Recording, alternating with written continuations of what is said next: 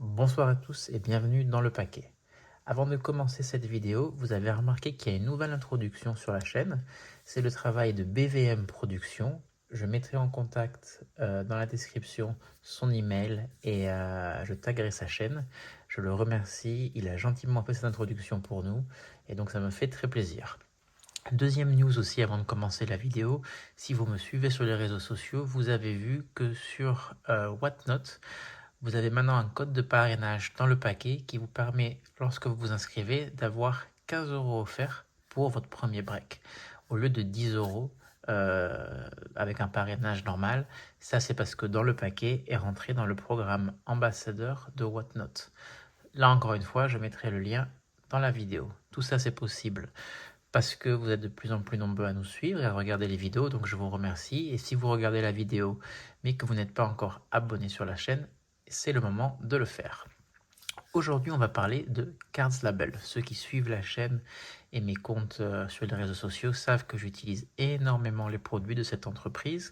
C'est une entreprise française qui produit des objets de protection de vos cartes et aussi de mise en valeur. Donc ça, c'est le premier produit qu'ils avaient sorti, les Best Cards, que vous voyez sur ces 3 cartes, qui donc protège les cartes comme un slab d'une entreprise d'évaluation comme PSA par exemple, mais c'est encore plus qualitatif et en plus vous pouvez personnaliser les étiquettes au-dessus des cartes.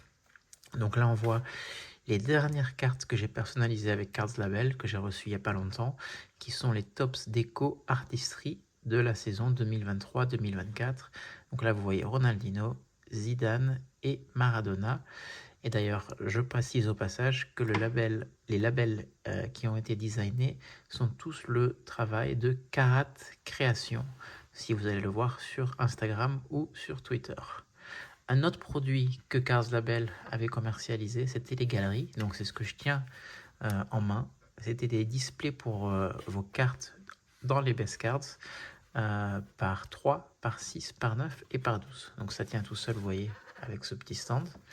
Et donc moi j'utilise ça pour mettre les cartes en valeur dans mon petit bureau. Et le dernier produit qu'ils avaient sorti, si vous suivez la chaîne, et j'avais fait un test, enfin pas un test, une review il y a quelques mois, c'était le Book of Cards Label. C'était donc cet objet qui vous permet de mettre en valeur vos cartes, non pas en Best Cards, mais en One Touch. Et donc vous pouvez les ranger comme ça dans votre bibliothèque ou les mettre en valeur comme je fais moi dans mon bureau.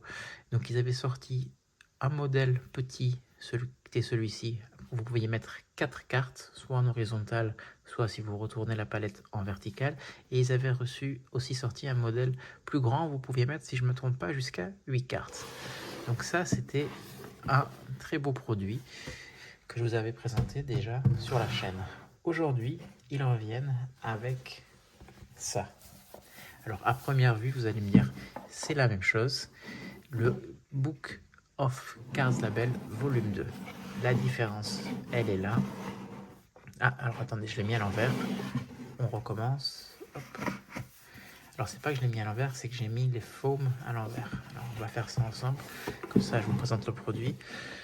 À la place de mettre les cartes en One Touch dans ce produit, vous mettez des cartes dans les Best Cards de Card Label ou dans les slabs des compagnies de grading comme PSA. Donc on va le mettre à l'endroit. Vous voyez, comme pour l'autre, ça vient en 7 recto verso.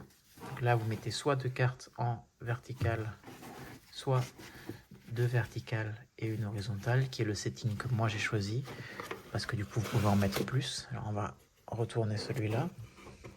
Et voilà. Non, c'est pas comme ça. On va le faire comme ça. Alors au niveau de la taille, ça c'est la version grande. Donc elle est un peu plus grande que la version 1 que moi j'avais acheté. Et vous pouvez voir que donc vous pouvez mettre plusieurs types de cartes. D'abord, vous pouvez mettre les cartes qui sont faits, qui sont protégées par des best cards de Cards Label, pardon. comme cette Figo Auto Panini Select La Liga numérotée sur 5, une de mes cartes préférées. Donc, par exemple, hop, vous la mettez là, tchac, ça rentre. Ou vous pouvez mettre des cartes gradées par PSA. Là, c'est une Panini Select Première Ligue, qui n'est pas une auto, mais c'est une carte rookie de Julián Alvarez, le joueur de Manchester City, numérotée à 135. Hop. Voilà, alors, vous voyez, ça tient parfaitement aussi. Là, alors c'est pas une carte de foot, parce que j'ai pas de carte de foot gradée par Beckett, mais c'est une carte de Final Fantasy 7, de la carte collection noire de Sephiroth. Je sais pas si vous aimez ce jeu vidéo. Hop, vous remarquez que ça tient aussi. Et là, j'ai une carte de Jude Bellingham gradée par SGC en Red Flood. Alors là, je l'ai pas encore testé parce que voilà, c'est plus grand. Comme vous voyez, ça ne tient pas. Je vais quand même essayer en forçant un peu, mais non. Donc, vous pouvez mettre des cartes de PSA, de Beckett ou des best cards de Panini. Et je pense aussi, par exemple, à des compagnies de grading un peu moins connues, des compagnies françaises, des compagnies anglaises. Les best cards, en général, les slabs de ces compagnies copient le modèle de PSA, donc ça rentrera. C'est juste SGC qui a un slab plus grand que les concurrents, et du coup, ça ne rentre pas. Donc voilà, c'est bon à savoir. Pour votre information, qu'est-ce que je vais mettre dans ce book version 2? Eh ben, je vais vous le montrer de suite. Parce que si vous regardez les photos que je poste, vous l'avez déjà vu. D'abord, je vais mettre cette carte de Beckham Auto Panini Première Ligue numérotée sur 10. Ensuite, je vais mettre cette carte de Zinedine Zidane à la Juventus Panini Select Serie A numérotée sur 15. Pourquoi je les mets ensemble? Parce que les trois ont joué au Real Madrid ensemble. Ensuite, j'ai cette Panini Select Base Auto de Kaka, la Serie A.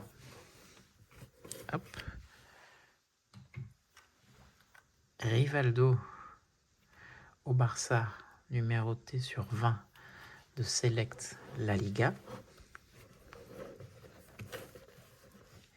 Et pour finir, une Panini Select Steven Gerrard, numéroté sur 25 ou 49, j'ai un doute. 49. Voilà. Et ça reste comme ça. Donc voilà, c'est une très belle collection et un très beau produit que je vous conseille. Excusez-moi, j'ai fait un petit break là, j'essaierai de faire ça au montage, de le couper, mais sinon c'est pas grave. Quelqu'un a fait du bruit dans l'arrière-plan de la vidéo. Et donc voilà, c'est un très beau produit, j'en ai acheté 3 et j'espère que ça vous plaira. Je vous mettrai le lien dans la description. À bientôt.